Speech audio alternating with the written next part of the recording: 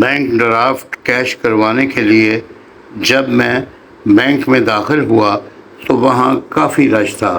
کھڑکیوں پر لمبی قطاریں لگی تھیں۔ میں ایک طرف کھڑا ہو کر رش کم ہونے کا انتظار کر رہا تھا کہ بینک کے ایک افسر نے میرا اچھا حلیہ دیکھ کر مجھے اپنے پاس بلایا اور میرے ہاتھ میں ایک بڑی رقم کا ڈرافٹ دیکھ کر مجھے اپنے پاس ایک خالی کرسی پر بٹھا لیا۔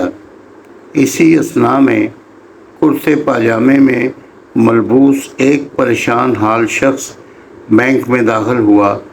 وہ ایک چیک کیش کروانا چاہتا تھا، لیکن رش بہت تھا اور اسے ایک کھڑکی سے دوسری کھڑکی پر بھیج دیا جاتا تھا۔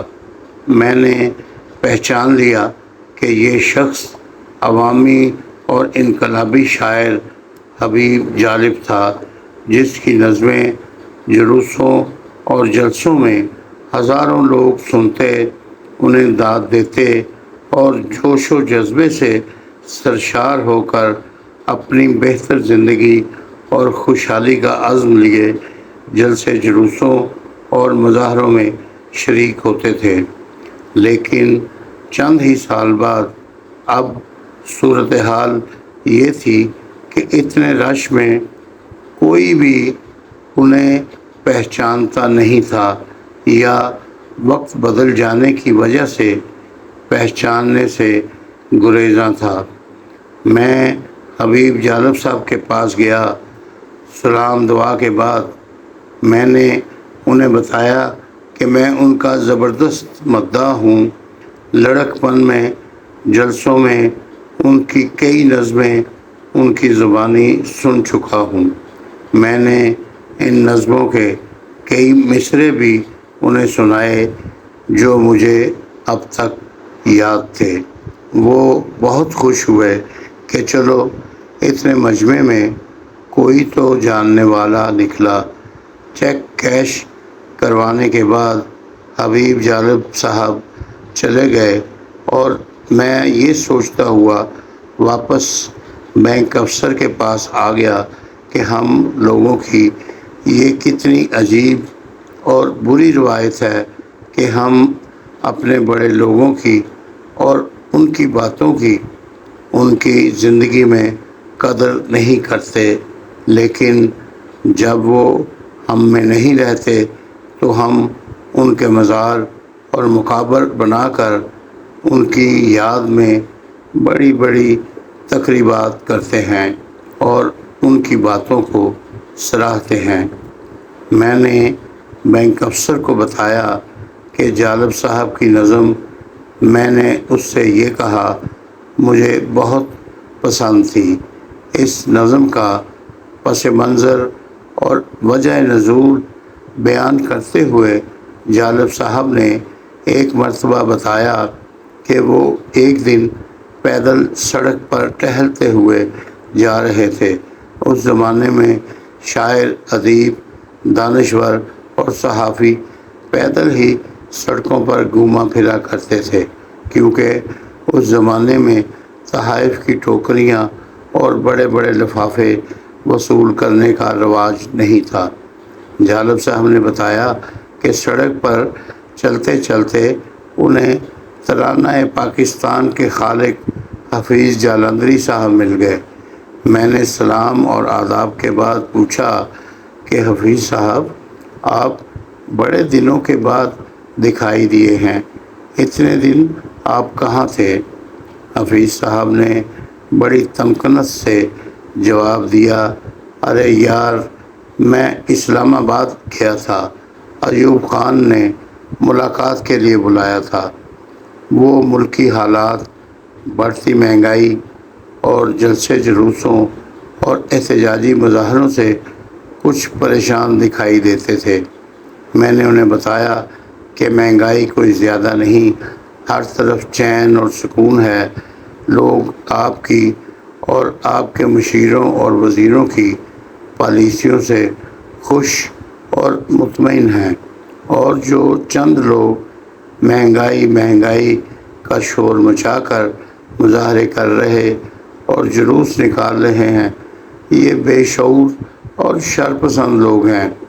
انہیں کیا پتہ کہ معیشت کیا ہوتی ہے اور ملکی معاملات کیسے چلتے ہیں۔ آپ تشویش نہ کریں، بس ذرا ڈنڈا گھمائیں، سب ٹھیک ہو جائے گا۔ اس کے علاوہ اور بھی بہت سی باتیں میں نے ایوب خان کو بتائیں، جس کے بعد ان کی تسلی ہو گئی۔ اور پھر حفیظ صاحب نے مجھے مشورہ دیا کہ جالب، تم بھی باز آ جاؤ۔ تم مہنگائی پر نظمیں لکھتے ہو، 20 روپیہ من آٹا، اس پر بھی ہے سناٹا۔ گوہر سہگل آدم جی بنے ہیں برلا اور ٹاٹا۔ ہم غدار کہلاتے ہیں جب ہم کرتے ہیں فریاد۔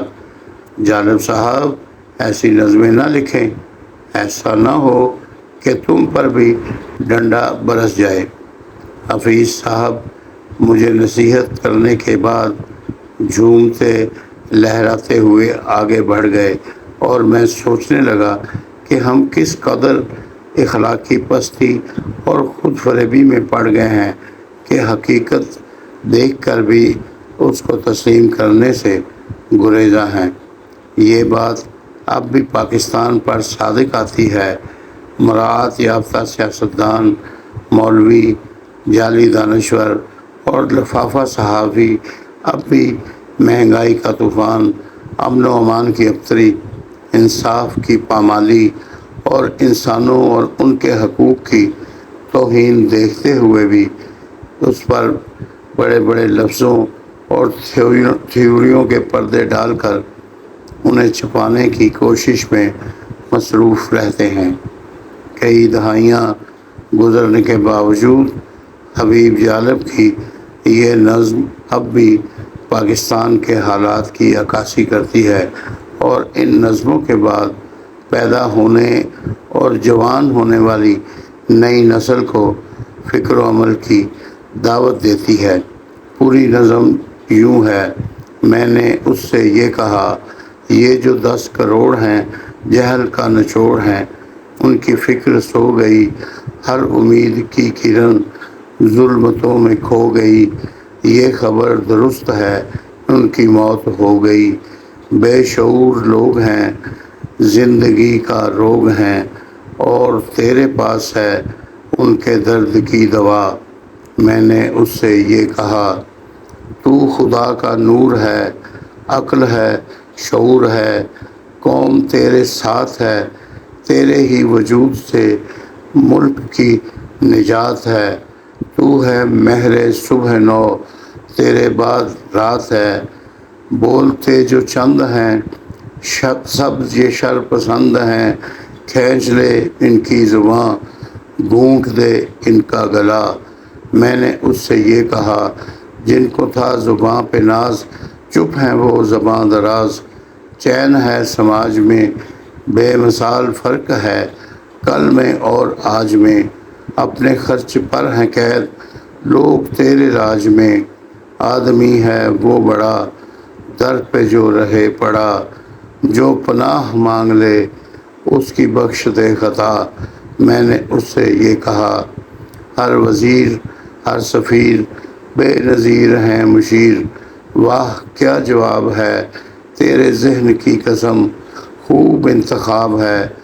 جاگتی ہے افسری قوم محو خواب ہے۔ یہ تیرا وزیر خاں دے رہا ہے جو بیاں، پڑھ کے اس کو ہر کوئی کہہ رہا ہے مرحبا۔ میں نے اس سے یہ کہا، چین اپنا یار ہے، اس پہ جاں نثار ہے، پر وہاں ہے جو نظام اس طرف نہ جائیو، اس کو دور سے سلام۔ 10 کروڑ یہ گدھے جن کا نام ہے عوام، کیا بنیں گے حکمراں؟ تو یقین ہے یہ گماں، اپنی تو ہے یہ دعا، صدر تو رہے سدا۔ میں نے اس سے یہ کہا، میں نے اس سے یہ کہا، میں نے اس سے یہ کہا، میں نے اس سے یہ کہا۔